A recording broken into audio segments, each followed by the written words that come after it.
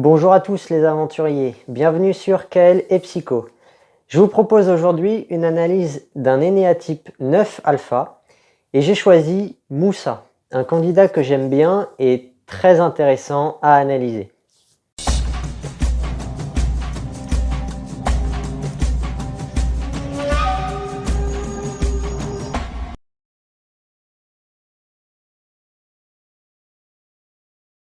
Moussa, triple candidat, il a participé à la saison 3 en 2003, à la Revanche des Héros en 2012 et enfin à l'Île des Héros tournée en 2019. On commence par le centre préféré qui est chez le 9, le centre instinctif, préféré à la fois vers l'intérieur et vers l'extérieur. Denis le décrit comme un infatigable sportif. Moussa a effectivement atteint de gros résultats sur la scène internationale dans le monde de la boxe. Ça nécessite forcément de nombreuses heures d'entraînement, beaucoup de dépenses physiques. Dans son portrait dans La Revanche des Héros, Denis le présente comme ceci. Sous le calme apparent, voire la léthargie de Moussa, se cache un combattant redoutable.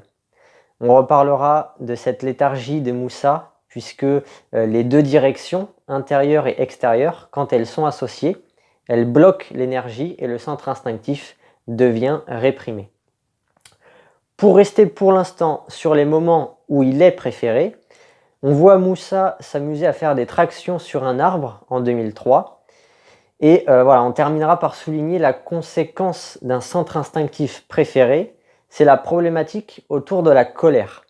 Moussa est tout le temps en colère.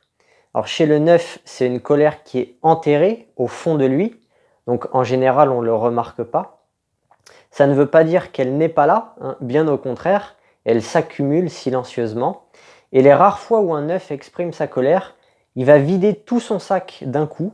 La colère est disproportionnée et c'est très surprenant venant de quelqu'un qui en apparence est tout le temps calme. Alors concernant Moussa, on repère bien sa colère dans La Revanche des Héros, comme au conseil de la trahison de Maud. Il dit « Maud, tu t'es blessé, bordel de merde !» C'est juste un exemple, il était assez énervé à ce conseil.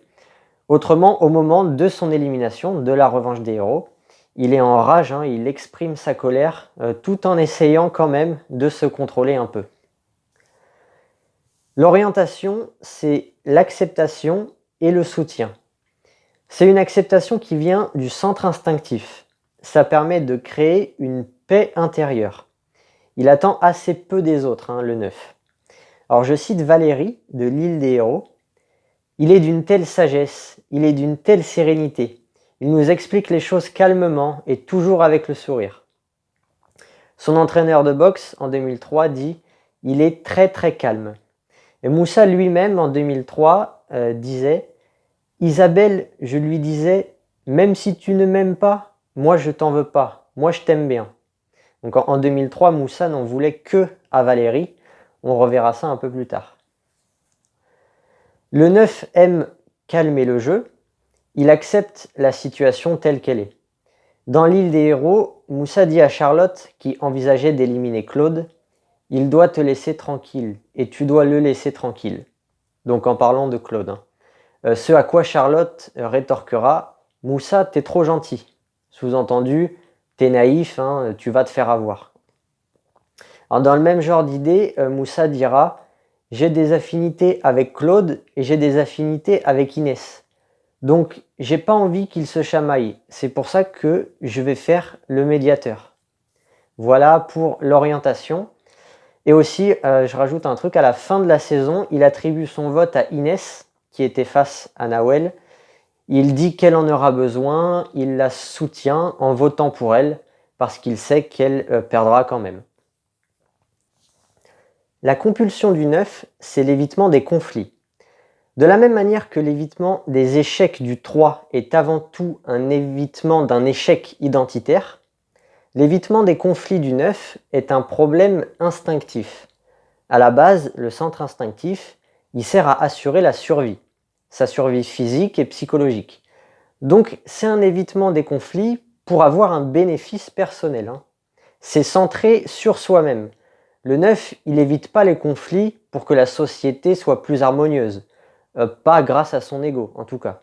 Non, l'ego du 9, il est purement égoïste.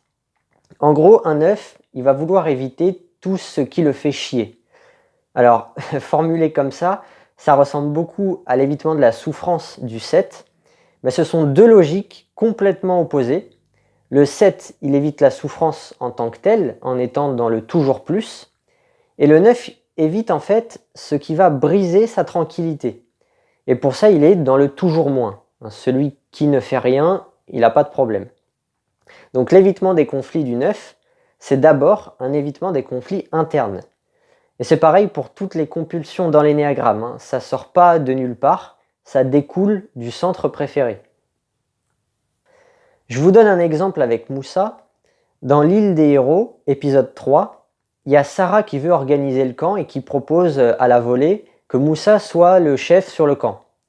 Moussa, ça lui a pas trop plu et il dit « Très très bonne idée, mais moi personnellement, je prendrais pas le rôle du chaperon. » Alors c'est très difficile pour un 9 de prendre ce genre de rôle ou de prendre des initiatives ou des responsabilités parce que ça nécessite une présence et une gestion des problèmes, des conflits. Bref, tout ce que déteste un 9 qui cherche en priorité à avoir la paix. D'ailleurs, dans la citation de Moussa, on remarque aussi qu'il a réutilisé le terme exact qu'avait choisi Sarah, le chaperon. C'est une manière de s'oublier. On a la flemme de choisir ses propres mots, donc on prend ceux de l'autre. Alors ensuite, plus l'ego est fort, plus l'évitement des conflits deviendra concret, deviendra un évitement des conflits externes. Car éviter d'avoir des relations tendues, c'est éviter de se retrouver avec des problèmes sur le dos. Si on entretient des bonnes relations, personne ne va venir nous faire chier. On évite les conflits externes pour éviter un conflit interne, un conflit intérieur. Dans son portrait en 2003, Denis présente Moussa comme ça. Moussa est un personnage sympathique et attachant. Apprécié de tous, Moussa n'est pas un leader, mais sait s'adapter à toutes les situations. Honnête et franc, il n'aime pas les conflits, il préfère s'expliquer. Moussa prend la vie du bon côté. Pour lui, rien n'est jamais grave. À l'épisode 6 de la saison 3, Moussa déclare en rigolant « La nourriture, j'y touche plus. Je me suis fait engueuler tout à l'heure, donc ça va. » Voilà, ça c'est typique du 9. Il va éviter de faire quelque chose qui déplaît aux autres, mais pas pour les autres. C'est parce que lui n'a pas envie de se faire engueuler.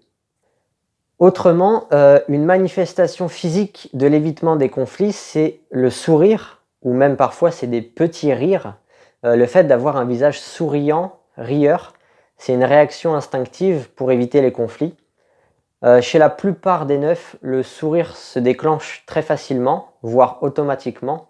Dans la saison 3, Moussa souriait en permanence. Quand il tombe des poteaux, il sourit encore. Et Denis dit « Ce qui frappe chez Moussa, c'est son sourire. Qu'il gagne ou qu'il perde, il éclaire son visage en toutes circonstances. » On va passer à la passion de paresse, une paresse de soi, une paresse mentale, une paresse à évoluer. Alors, tout ça donne lieu à un espèce d'endormissement de la conscience. Le 9 va avoir ce côté un peu paumé dans sa tête. Ça occasionne une difficulté à être présent. Je vous donne un exemple sur Moussa. La dernière immunité de la revanche des héros, c'est une épreuve éliminatoire. Il faut construire un puzzle avec notamment une pièce qu'on va chercher au fond de l'eau. Et Moussa se fait éliminer parce qu'il oublie dans le sable la pièce qu'il a été chercher. Il l'a posée dans le sable et il ne l'a plus touchée. Alors cet exemple, il fait vraiment très très 9. C'est caricatural presque.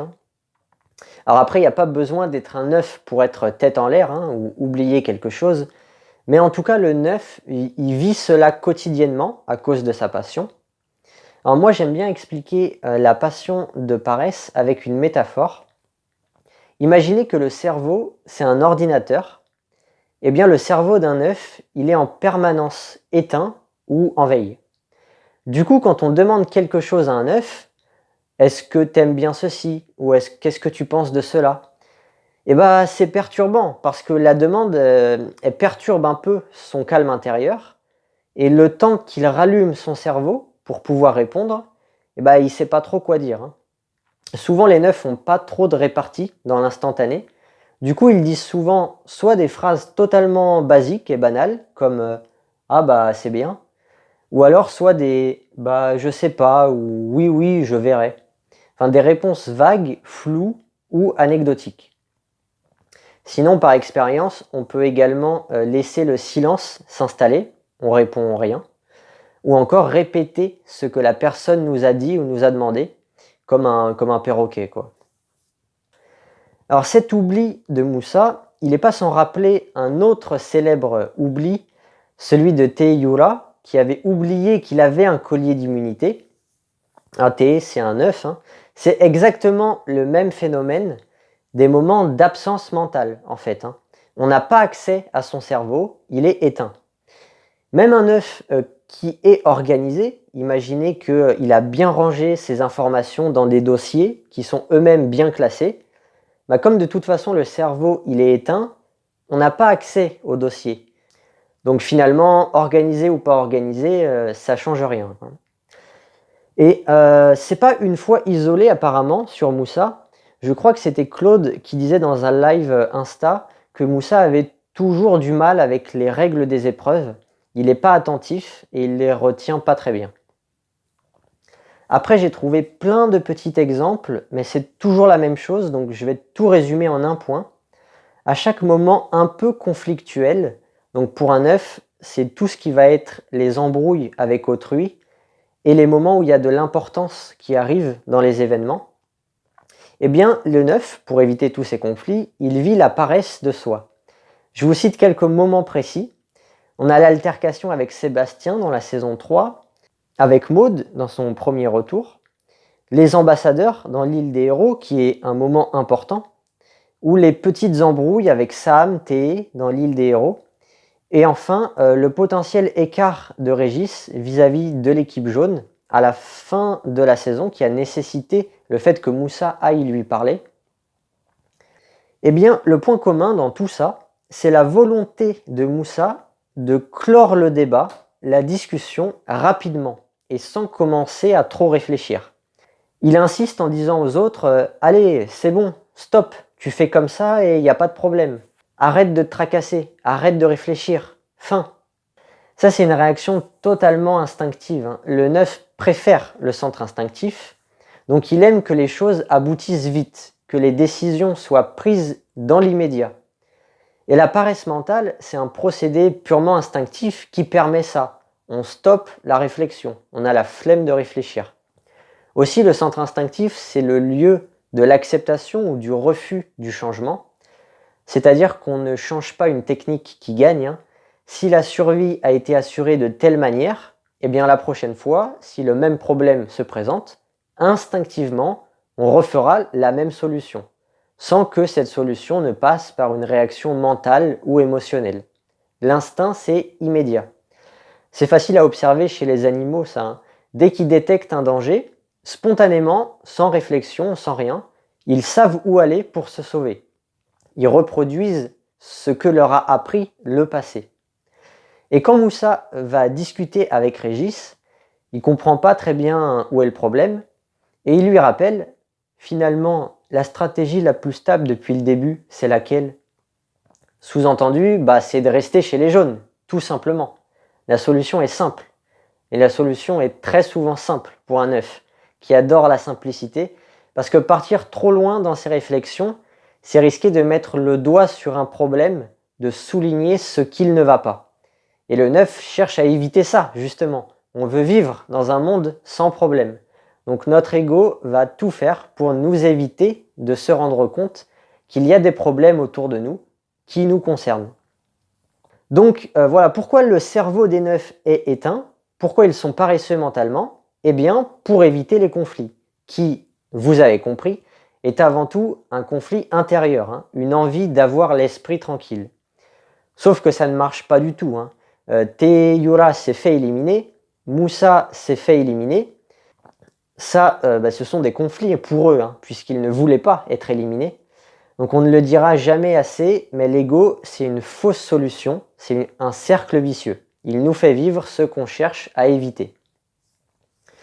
Dernière précision importante quand même sur la passion, la paresse du 9, c'est une paresse de soi. donc c'est lié à soi. Il faut faire une différence entre les moments où le 9 est inclus dans l'événement et les moments où il est à l'extérieur. Quand il est à l'extérieur, le 9, surtout la variante alpha, peut avoir accès à son cerveau, il peut réfléchir longuement et profondément à un sujet, puisqu'étant donné qu'il n'est pas concerné personnellement, eh bien, il n'y a pas de blocage. Un peu comme moi, par exemple, quand j'analyse koh je réfléchis beaucoup, j'ai pas de problème. Allez, la fixation, c'est l'oubli de soi. En plus de ne pas avoir accès à ses envies, à ses opinions, le 9 a tendance à s'effacer, à être dans la satisfaction, voire l'hypersatisfaction. Ça occasionne une difficulté à vivre, à exister, et une difficulté à être motivé. Les 9 ont besoin d'une motivation extérieure pour bouger. Ils ont besoin d'être poussés, car en eux, ils ont trop de laisser-aller. Je vous donne un exemple de la vie courante pour cibler la différence entre la passion de paresse et la fixation d'oubli de soi. Tu veux manger quoi? Pizza ou kebab? Je sais pas, comme tu veux. Donc là, c'est la passion de paresse de soi. J'ai la flemme d'allumer mon cerveau, donc je ne connais pas mon désir. Deuxième scénario, tu veux manger quoi? Pizza ou kebab? Plutôt kebab. Mais moi après, je m'en fous. Si on mange pas kebab, c'est pas grave. Ici, c'est la fixation d'oubli de soi. Je connais mon désir, mais je me résigne d'avance à le satisfaire. J'ai l'impression qu'il y a aussi un lien avec le niveau d'intégration qui peut être fait, à savoir qu'en cas de désintégration forte, c'est surtout le scénario numéro 1 qui va avoir lieu. À titre personnel, ça marche assez bien. Le scénario numéro 2 est vécu quotidiennement et la paresse devient plus visible que la fixation d'oubli de soi uniquement quand je ne vais pas bien. Peut-être que d'autres 9 pourront venir témoigner dans les commentaires.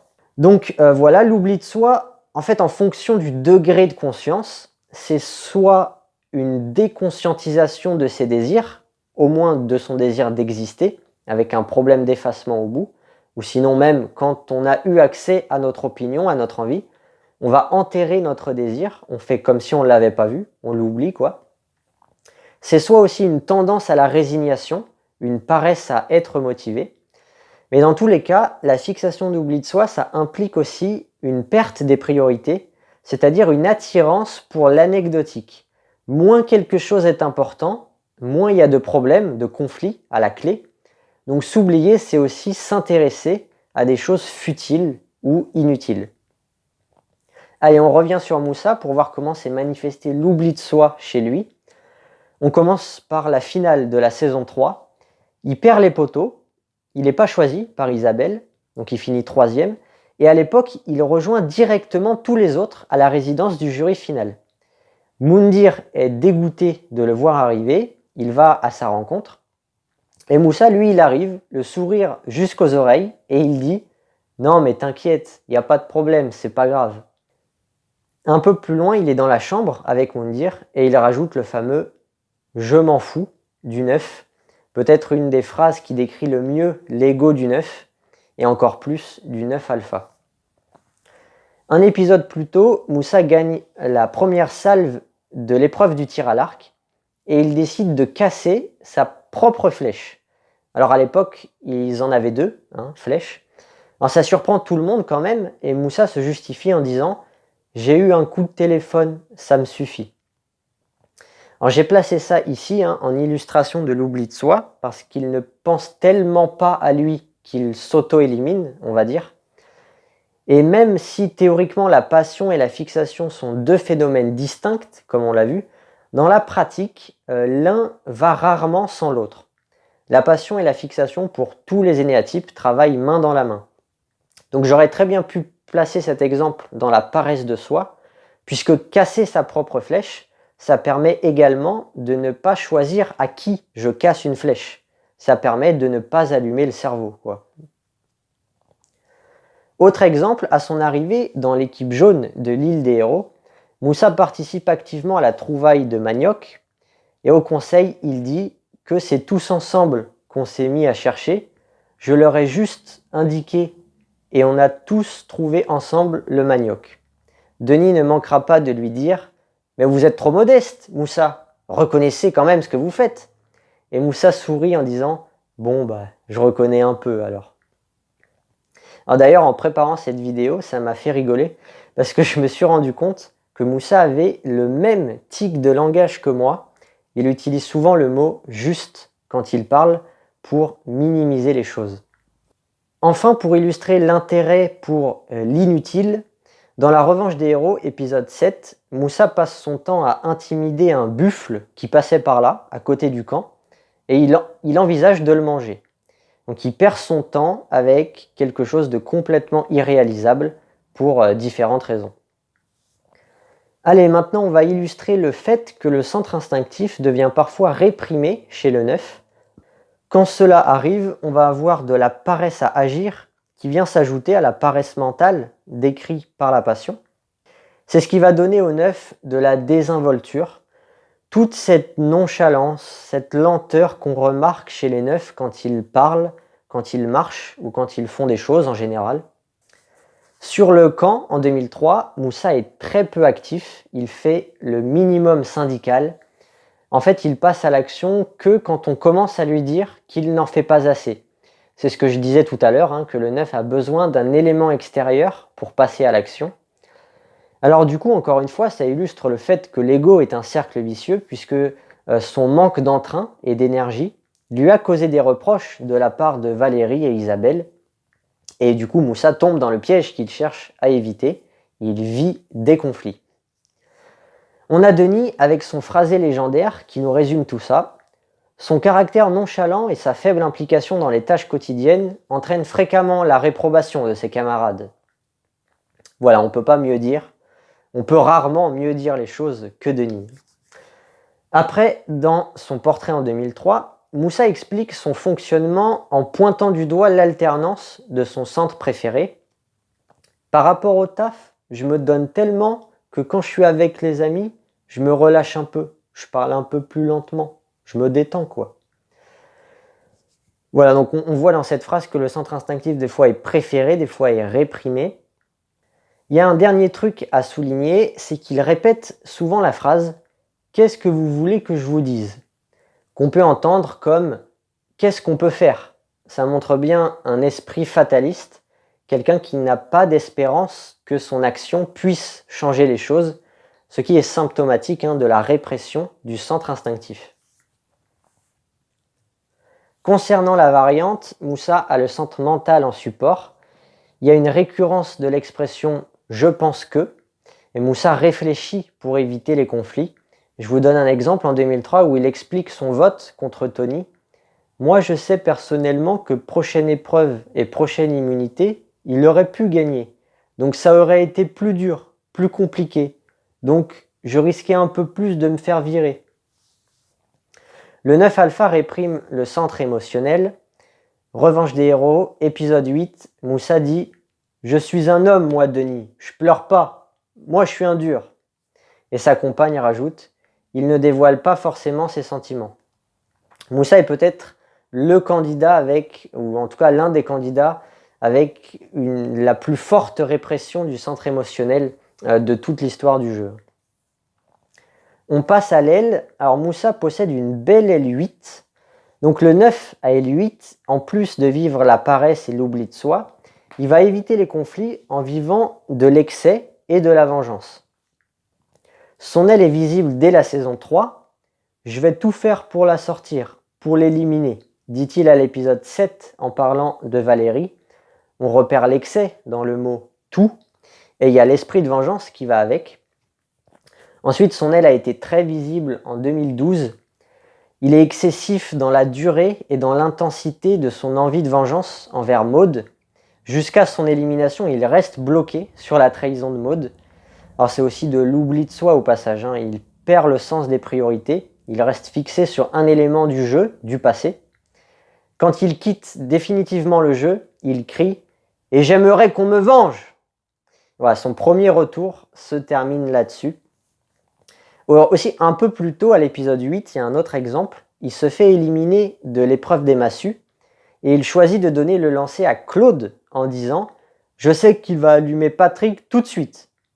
Parce que c'est Patrick qui l'avait éliminé, donc Moussa voulait être vengé.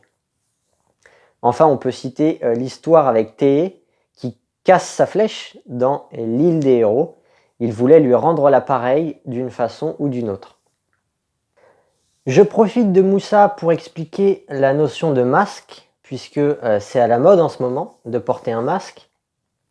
En énéagramme, on dit qu'on peut porter un masque d'un autre type qui fait partie de notre personnalité, à savoir le type de son aile ou son type de désintégration.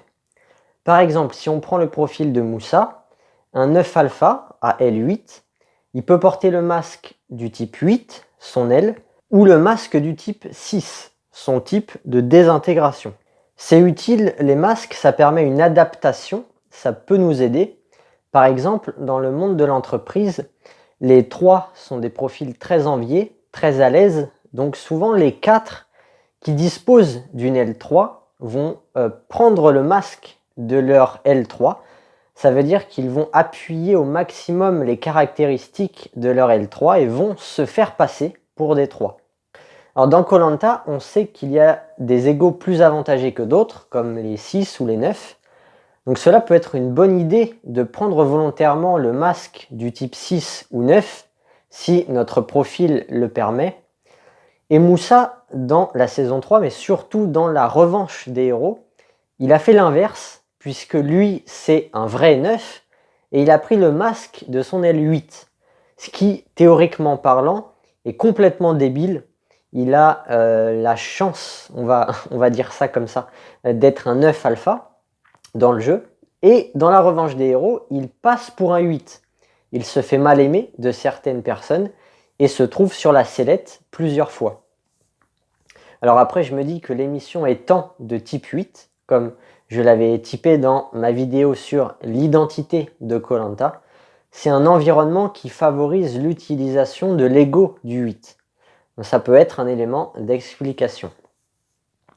Et on va faire un point sur la spirale dynamique, sur les niveaux rouge, bleu et orange. Rouge d'abord est bien présent dans la saison 3. On a Valérie qui se plaint de Moussa en soulignant son égoïsme. Moussa cherche à satisfaire ses besoins sans scrupule, apparemment. Par exemple, pendant les repas, elle dit qu'il se sert en premier, ce qui lui vaut des reproches pas courants du tout pour un œuf. Valérie le trouve lourd et difficile à vivre, pour la citer. Alors fatalement, ces manifestations de rouge, ça dégrade le social de Moussa. Il sera sur la sellette assez tôt dans la saison, dans toute la deuxième moitié de la partie en équipe, ce qui est théoriquement rare pour un œuf bien sportif comme lui. Toujours dans la saison 3, à l'épisode 6, il s'occupe de la cuisine et il met à cuire une grosse quantité de riz sans rationner. Ça, c'est un très bel exemple de rouge. Il ne réfléchit pas, il vit au jour le jour. Pas de vision à long terme. J'ai faim maintenant, donc je fais cuire le riz maintenant. C'est tout. On ne pense pas à demain. Sinon, dans la saison 3, il vit des tensions avec le reste des Machiga. Le ton va monter avec Sébastien. C'est pas vraiment Moussa qui allume la mèche, ce sont les autres qui sont agacés par son comportement égoïste et nonchalant. Il y a une altercation qui éclate donc entre Sébastien et Moussa, mais Moussa se laisse pas faire, il répond. Il répond à la manière d'un œuf centré en rouge. Il sait pas trop quoi dire, des fois il s'éloigne physiquement, il revient. Il sourit un peu et vers le milieu de l'altercation, il lui dit « Tu me laisses tranquille ou pas ?» Et vers la fin, pour montrer qu'il n'a pas du tout peur de Sébastien et de ses intimidations, il lui dit « Arrête de jouer l'acteur !» toujours en souriant, bien sûr. Voilà, après, dans ses retours, il y a un peu de rouge en 2012 dans ses réactions envers Maud, et on va dire pas du tout en 2019. Il sera plutôt dans le contrôle de ses pulsions, comme par exemple à l'épisode 2 contre Benoît, qui l'énerve un peu. Il déclare « J'ai pas voulu lui faire de réflexion, sinon je lui aurais mis une boursoufle ». Ensuite, voyons les manifestations de bleu. Assez peu de bleu en 2003. Il faut que Denis insiste à un conseil pour qu'il ressente de la culpabilité sur son manque d'implication sur le camp. Et sous l'effet du conseil, il demandera pardon à ses coéquipiers.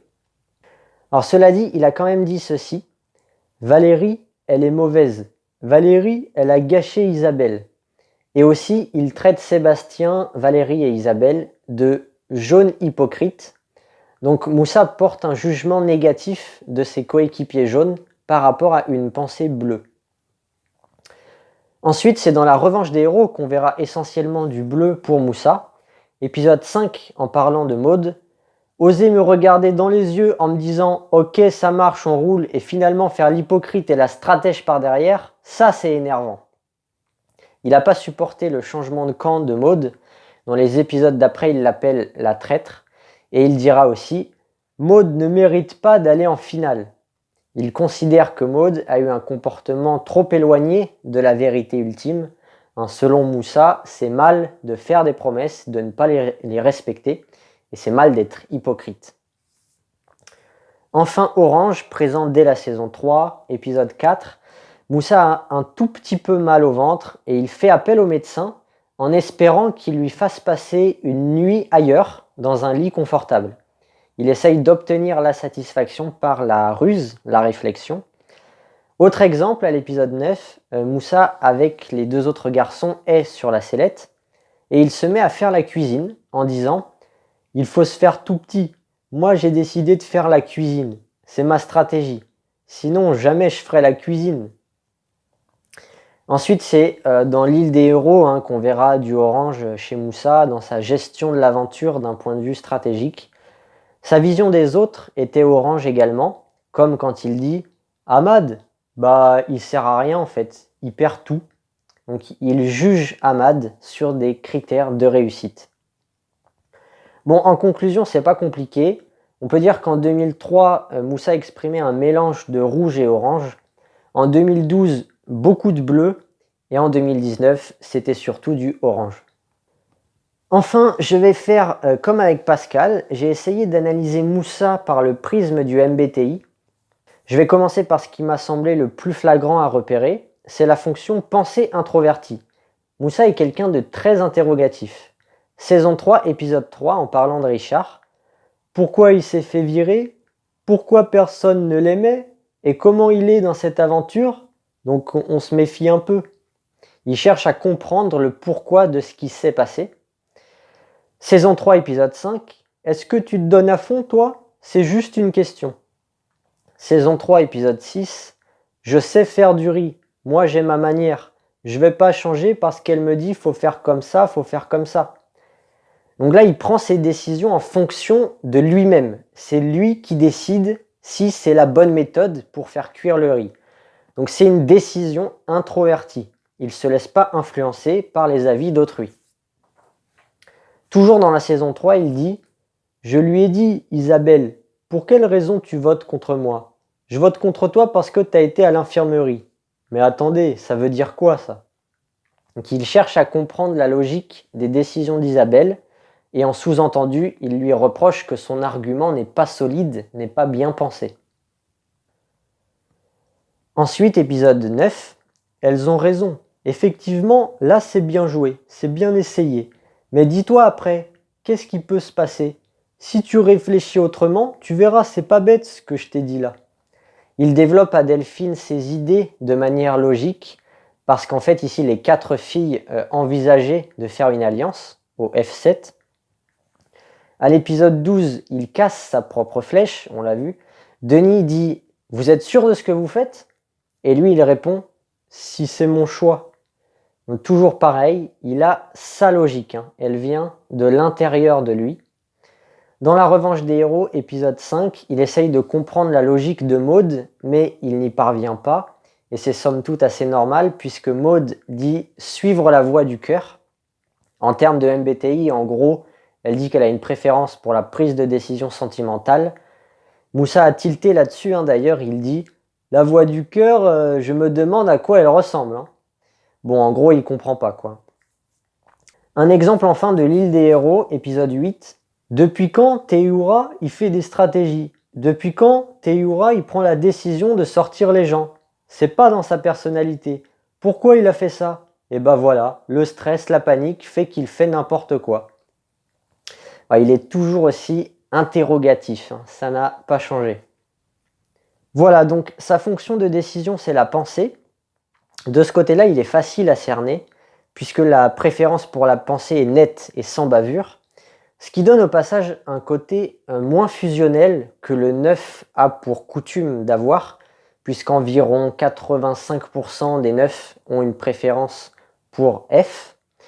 Mais par contre, la pensée ne semble pas extravertie chez Moussa. Il ne prend pas ses décisions facilement, il laisse les choix aux autres, il demande aux autres en fait, comme avec Sam ou Charlotte dans l'île des héros, pour pouvoir se mettre d'accord.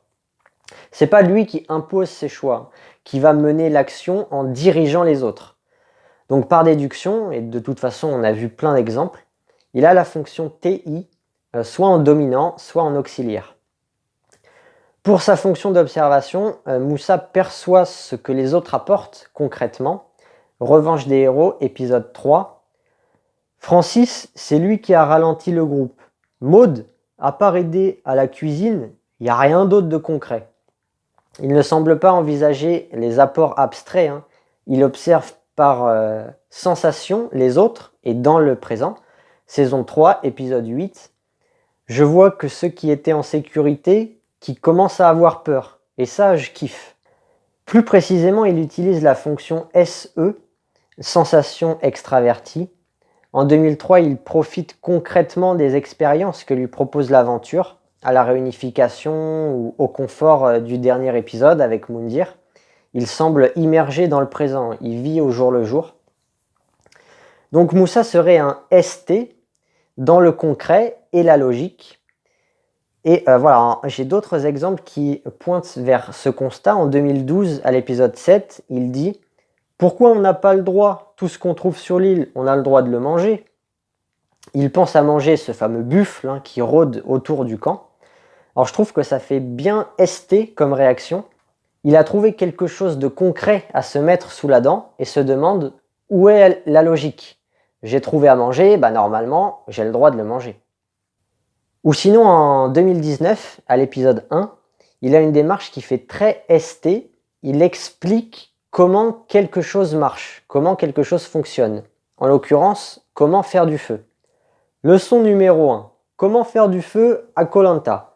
Premièrement, trouver du bambou. Bon, etc., etc.